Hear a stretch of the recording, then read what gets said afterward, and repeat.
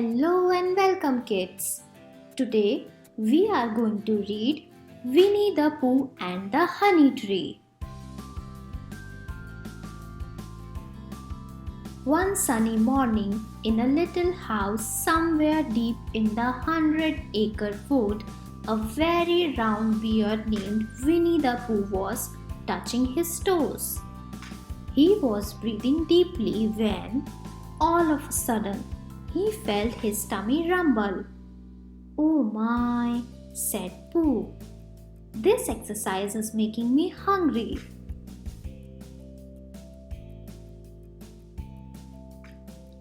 Pooh hurried to the cupboard and got out his honey pot. But he had already eaten all the honey for breakfast. "Bother," said Pooh. "There's nothing left but the sticky part." But since the sticky part was better than no honey at all, Pooh stuck his nose into the pot as far as it would go and licked up the last little patches left at the bottom. While his head was deep inside the pot, Pooh heard buzzing around his ears. "That buzzing means something," Pooh said, his voice echoing inside the honey pot. Pop! He pulled his head out just in time to see a bee fly out his window. "Oh," said Pooh, "a bee! And where there are bees, there is usually honey."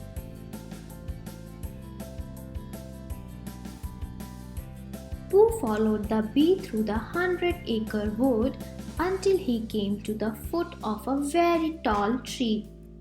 When he looked up, he saw the bee buzzing around a hole in the tree. "Honey," said Pooh, and he began to climb. He climbed and he climbed all the way up the tree until he reached a branch right next to the hole.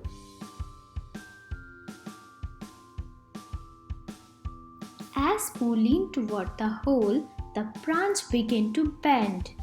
The more he leaned, the more the branch bent, until he could almost reach the honey. Then he leaned just a little bit more, and snap! Went the branch, and down went Pooh, bouncing from branch to branch to branch, until he ran out of branches and landed headfirst in a bush. "Oh my," said Pooh, rubbing his sore head. "I guess it all comes from liking honey so much." Pooh rubbed his head so hard that he came up with an idea. First, he borrowed a balloon from his friend Christopher Robin. "But you can't get honey with a balloon," Christopher Robin told Pooh. "I can," said Pooh. "I shall hang on to the string and float up to the bee hole," he explained. Then Pooh rolled himself in mud until he was covered from his nose to his toes. "I am pretending to be a little black storm cloud," Pooh told Christopher Robin, "to fool the bees." "Silly old bear," said Christopher Robin as he watched Pooh float up, up, up into the sky and dangle right outside the hole.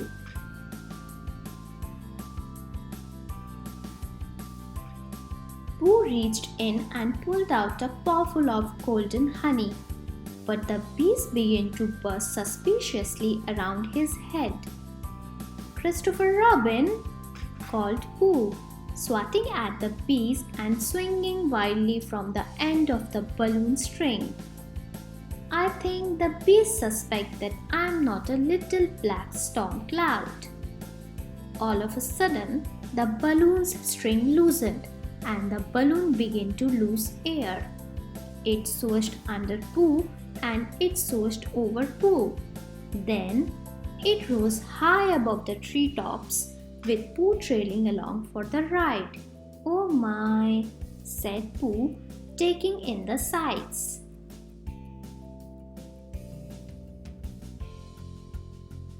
Then the balloon had no more air at all, and down Pooh went, landing right on top of Christopher Robin. "Oh dear," said Pooh, shaking his head. "I guess it all comes from liking honey so much." By then it was lunchtime, and Pooh was hungrier than ever. So he sat down to think, and he thought first about honey and then about Rabbit, because Rabbit always had some honey in his house. Pooh hurried to the rabbit's house and invited himself in.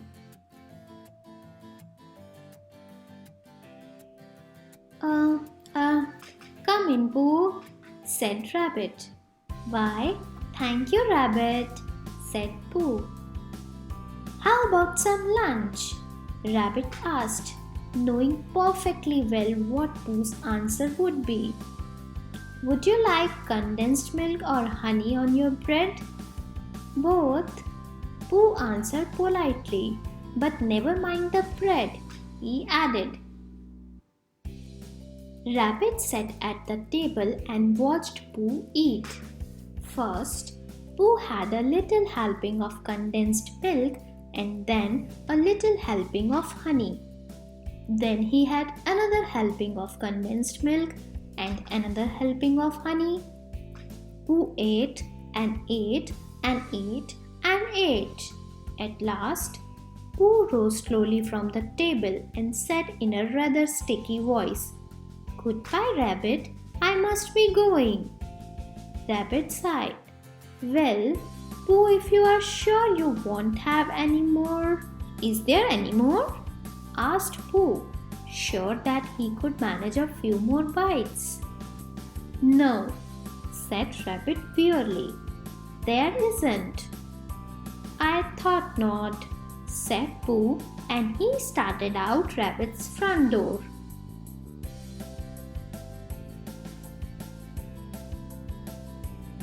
But just when Pooh's head had reached the outdoors and his feet were still dangling indoors, his middle got stuck in the middle. Pooh tried to go out. He tried to go in, but he could do neither. "Bother," said Pooh. "It all comes from not having a big enough front door." "Nonsense," said Roo sharply. "It all comes from eating too much." And off he went, hurrying out his back door to fetch Christopher Robin.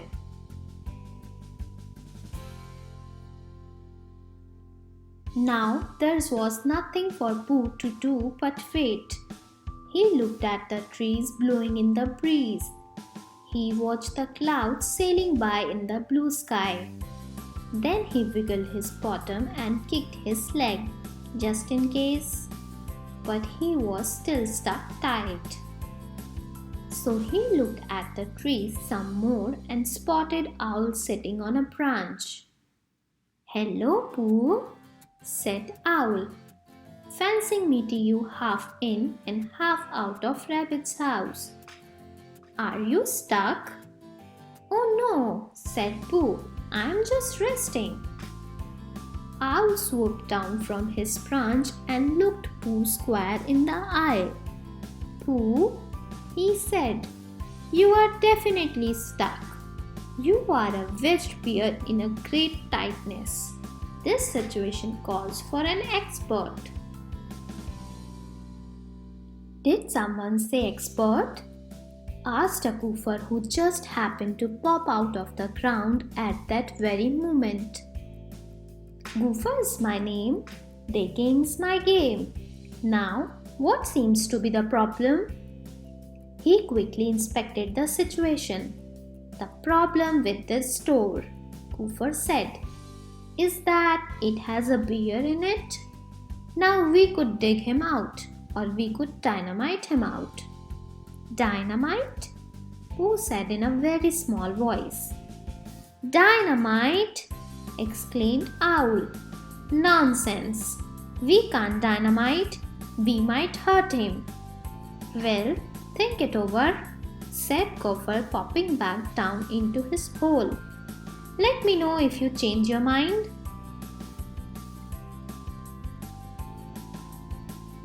Finally, Rabbit returned with Christopher Robin close behind.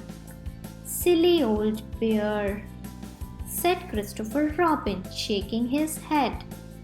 Then he took hold of Pooh's paw and Rabbit took hold of Christopher Robin's shirt and they pulled and pulled and pulled. But Pooh was still stuck tight. "Pooh Bear," said Christopher Robin, "there's only one thing to do. We will have to wait for you to get thin enough to slide out Rabbit's front door."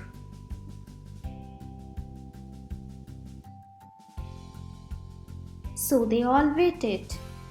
Christopher Robin read stories to Pooh. Owl lectured him on the dangers of eating too much. Kanga brought Pooh a kerchief to protect his head from the sun. Eeyore made gloomy predictions about how long it might take for Pooh to get thinner. "It could be days," he said with a sigh. "Maybe weeks. Even months," he added, shaking his head. After some time had passed, Rabbit grew tired of seeing Pooh's bottom and legs where his front door used to be. He decided to turn Pooh into something better to look at. First, Rabbit wedged a picture frame around Pooh and put a lacy doily on Pooh's bottom. "And now for a little dash of color," he said, setting a flower pot on top of the doily on top of Pooh. Next, Rabbit found two branches that looked like antlers and poked them into the frame. Then, with a paintbrush, he began to paint a moose face right on Pooh's bottom. But the paintbrush tickled, and Pooh began to wiggle, which turned Rabbit's moose mouth into a squealy line. For a finishing touch, Rabbit found a board and put it across Pooh's leg like a shelf. "Now that's more like it," he said, arranging some knickknacks on his new shelf.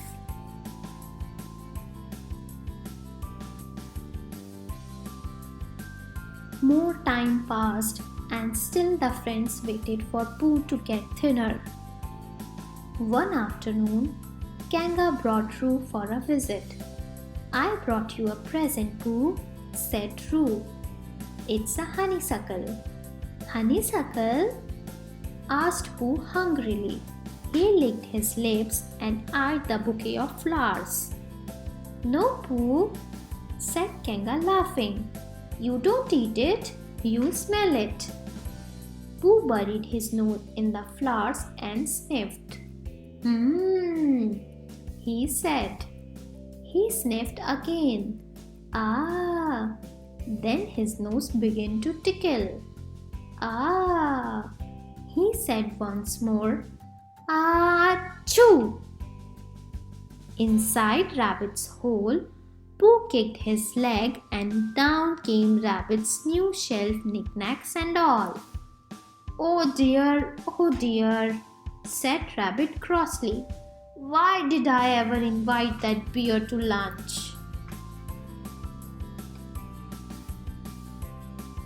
That night, Pooh was awakened by Gopher, who popped up to eat his midnight lunch. Pooh watched hungrily as Gopher ate. When Gopher took a honey pot from his lunchbox, Pooh just couldn't stand it any longer.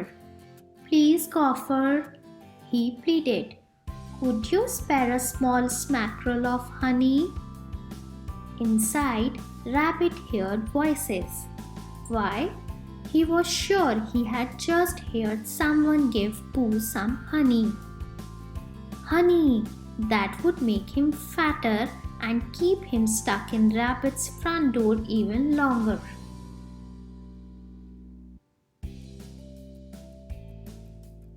"Stop, stop, stop!" Rabbit cried, and he rushed out his back door and around to the front just in time to snatch a honey pot from Pooh's paws. Not a bite, he snapped. Not a lick, not a drop. Then he made a sign and stuck it right up in front of Pooh where everyone could see it. It read, "Don't feed the bear."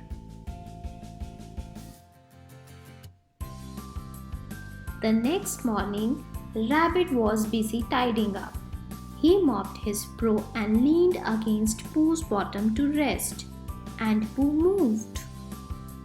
Rabbit cried out with delight. He budged! Hooray! He budged! Rabbit was so excited. He jumped up and down and ran in circles and sang, "He bitched, he badged, he budged." He stopped to catch his breath. "Christopher Robin," he said, "I must get Christopher Robin." And out his back door Rabbit went off through the 100-acre wood just as fast as he could go.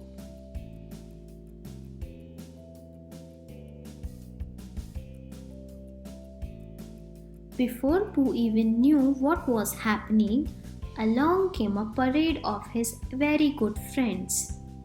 Rabbit ran into his house and began to push Pooh's bottom. Christopher Robin ran to the door and grabbed Pooh's paws and began to pull. Kanga grabbed Christopher Robin. Eeyore grabbed Kanga. Roo grabbed Eeyore, and they all pulled as hard as they possibly could.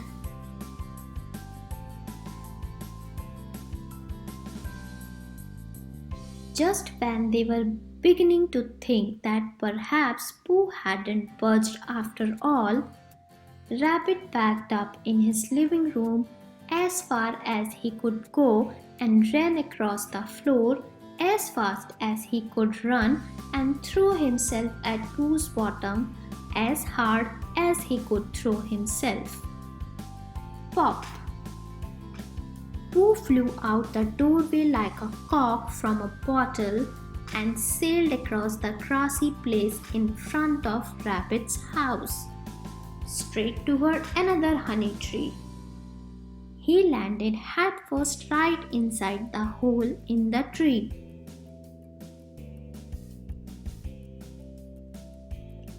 Buzz!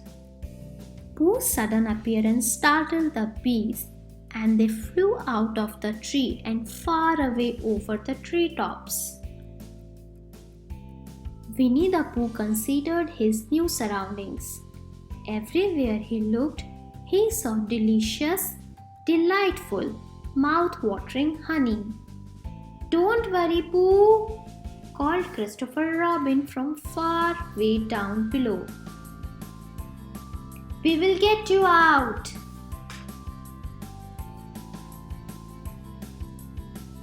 "Take your time, Christopher Robin," said Pooh. "Take your time." Thank you. We'll see you soon. Don't forget to like, share and subscribe.